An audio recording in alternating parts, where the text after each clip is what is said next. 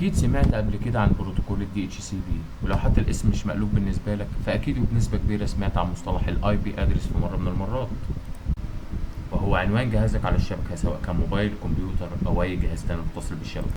واللي محتاجين نفهمه دلوقتي ان المسؤول عن توزيع عناوين الشبكه هو الدي اتش سي بي، وخلينا فاهمين.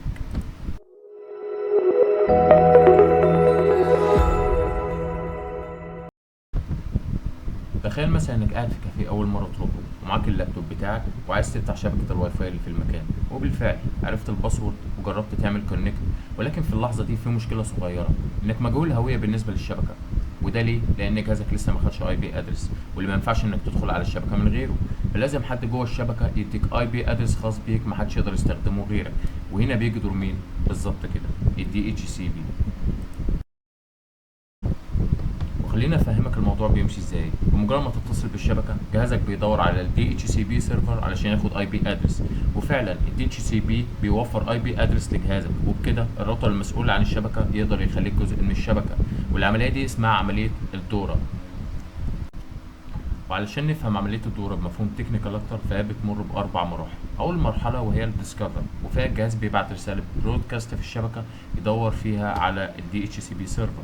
تاني مرحله وهي الاوفر، وفيها الدي اتش سي بي بيرد على جهازك يعرفه ان هو الدي اتش سي بي سيرفر وانه يقدر يوفر له اي بي وبيعرضه عليه.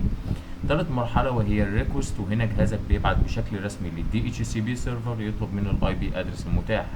اخر حاجه وهي مرحله الاكنولج، والسيرفر فيها بيأكد على جهازك انه وفر له الاي بي ادرس.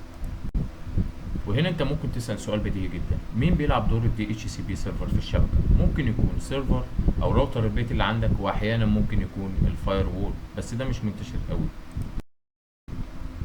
ومهم نبقى عارفين ان خدمه الدي اتش سي بي بتشتغل على بورتين، بورت خاص بالسيرفر وهو 67 يو دي بي، وبورت خاص بجهازك انت وهو 68 يو دي بي.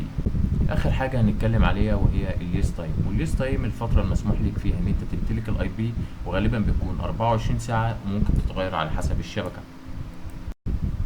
واخيرا لو استفدت ما تنساش اللايك والسبسكرايب. سلام.